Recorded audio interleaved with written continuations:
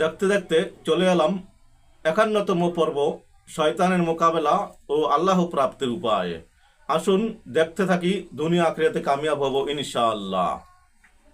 হযরত আবু সাইদ খুদরি রাদিয়াল্লাহু আনহু হতে বর্ণিত, রাসূলুল্লাহ সাল্লাল্লাহু আলাইহি সাল্লামকে জিজ্ঞেস করা হলো, কিয়ামতের দিন আল্লাহ তাআলার কাছে কোন বান্দা সবচেয়ে শ্রেষ্ঠ ও উচ্চ মর্যাদার অধিকারী হবে?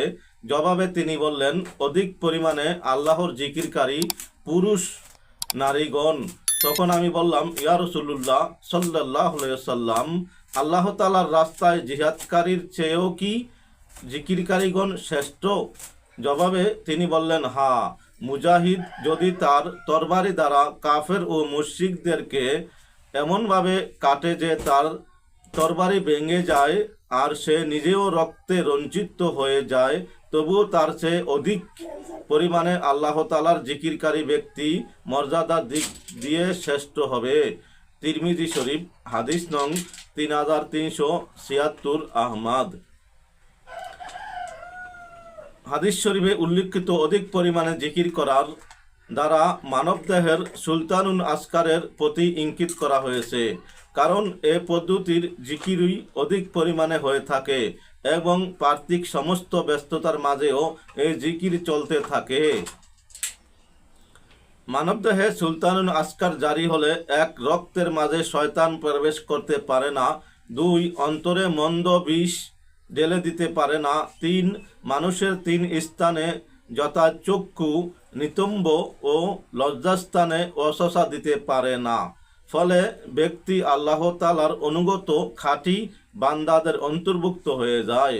যেমন আল্লাহ তাআলা বলেন, নিশ্চয়ই আমার বিশেষ বান্দাগণ তারাই যাদের উপরে তোমার শয়তান কোনো কর্তৃত্ব নেই, তবে সেসব গুমরাহ তোমার অনুসরণ করে তারা ব্যতীত।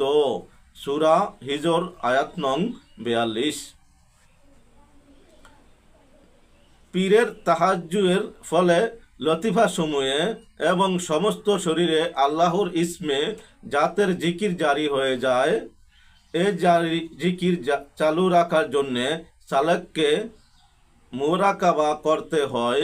মুরাকাবা অর্থ হচ্ছে খেয়াল করা, অর্থাৎ পীর যে জিকির তাহাজ্জুদের মাধ্যমে সালেকের লতিফা এবং শরীরে স্থানিত করেছেন, সে জিকিরটা অনুভব হচ্ছে কিনা তা বোঝার জন্যে সালেককে গভীর মনোযোগ সহকারে উহা খেয়াল ও দেখাশোনা করতে হয়।